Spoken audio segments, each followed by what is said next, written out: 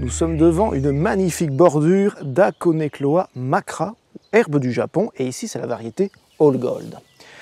Alors cette herbe du Japon, ça fait partie de la famille des poacées, comme toutes les graminées, comme les pénisétums par exemple, mais comme aussi le blé, l'orge ou même le bambou. Et ça pousse au Japon dans son milieu naturel.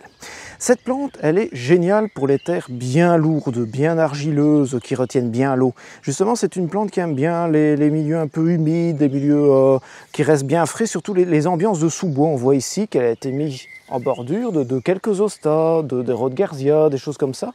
C'est vraiment une plante qu'on peut mettre à l'ombre. Vous voyez ici, cette variété-là va illuminer magnifiquement l'ombre. Il y a aussi une autre variété qu'on appelle Aureola, dont les feuilles sont panachées de vert et de jaune, qui est aussi très belle à l'ombre, à la mi-ombre. Donc on peut le mettre aussi à la mi-ombre, je parlais des ambiances de sous-bois, mais si votre terre retient très bien l'humidité, eh bien vous pouvez le tenter aussi au soleil.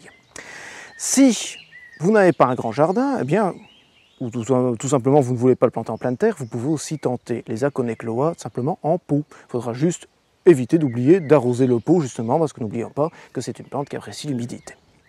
Cette plante, c'est une graminée, donc elle va fleurir en épi aux alentours du mois d'août, septembre, etc. Mais ce n'est pas vraiment ce qu'on recherche sur cette plante. Ce qu'on apprécie évidemment, c'est son feuillage, voilà, très fin, qui retombe élégamment ainsi en bordure. En bordure c'est génial, dans un pot c'est génial aussi parce que ça va vraiment dégouliner du pot. Et donc ça pousse vraiment en petites touffes ainsi. Alors le seul souci, parce qu'il y a quand même un souci, c'est que c'est une souche traçante mais qui pousse lentement. Donc pour avoir une belle bordure comme ça, eh bien il faut s'armer de patience. Il faudra quelques années parce que voilà, la plante met un certain temps à bien s'implanter dans le sol et après à prospérer petit à petit.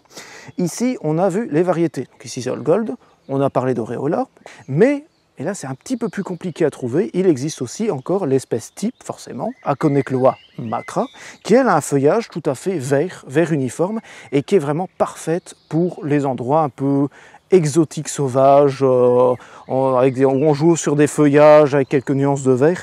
Bref, celle-là, on a du mal à la trouver, la vraie espèce type, mais on trouve de plus en plus de variétés avec un feuillage jaune, avec un feuillage panaché, de cette herbe du Japon, ou Aconecloa macra, à planter surtout mi-ombre ou ombre, et dans un sol qui reste frais toute l'année.